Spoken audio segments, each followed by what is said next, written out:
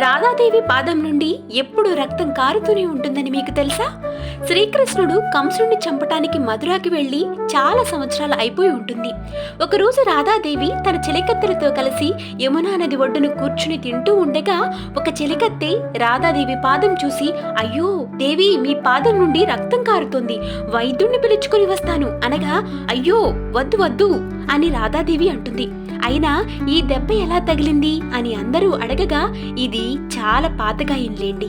నేను శ్రీకృష్ణుని వేణువుని తీసుకుని ఆట పట్టిస్తూ ఉండగా శ్రీకృష్ణుని గోరు నా పాదానికి తగిలి దెబ్బ అయింది అని అనగా, దేవి, శ్రీకృష్ణుడు మధురాకి వెళ్ళి చాలా సంవత్సరాలు అయిపోతుంది కదా, ఈ గాయం ఇంకా తగ్గలేదేంటి అని అడగగా రాధాదేవి నవ్వుతూ కళ్ళ నుండి నీళ్లు కారుతూ, ఈ గాయం ఎప్పుడూ నయమైపోవాల్సింది, కానీ నేనే నయం కానివ్వలేదు.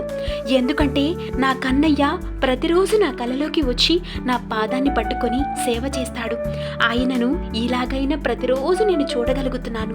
అందుకే ఈ గాయాన్ని నేను నయం కానివ్వలేదు.